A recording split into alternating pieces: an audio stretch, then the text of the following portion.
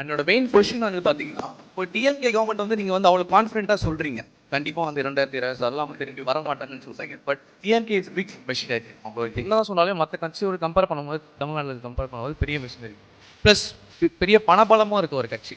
அவங்க அத அவ்வளோ ஈஸியா தோக்க விட்டுருவாங்கன்னு நீங்க நினைக்கிறீங்களா? எப்படி அவ்வளோ கான்ஃபிடென்ட்டா சொல்றீங்க சார்? தோற்காமல் இருப்பதற்கு எந்த எல்லைக்கும் திமுக செல்லும், எந்த எல்லைக்கும் செல்லும். அது கரூரில் கிட்டத்தட்ட அதெல்லாம் ஒரு உதாரணம். கரூரில் டிஎம்கே ரோல் இருக்குன்ட்டு நான் நம்புகிறேன். இந்த போதுமான பாதுகாப்புகளை செய்யலைனாலே அது அவங்க ரோல் தான். ஸோ எந்த எல்லைக்கும் செல்வார்கள்.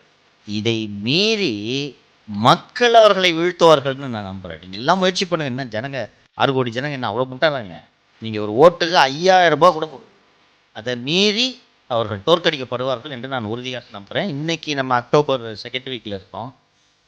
பார்க்குறதுக்கு கூட்டணி எதுவுமே அமையல. எப்படிங்க ஜெயிக்கிறது, எல்லாம் பிரிஞ்சு கிடக்குது அப்படின்னு தோணும். டிசம்பர் ஆர் ஜனவரியில் நீங்கள் இதை ரிவ்யூ பண்ணி பாருங்கள்.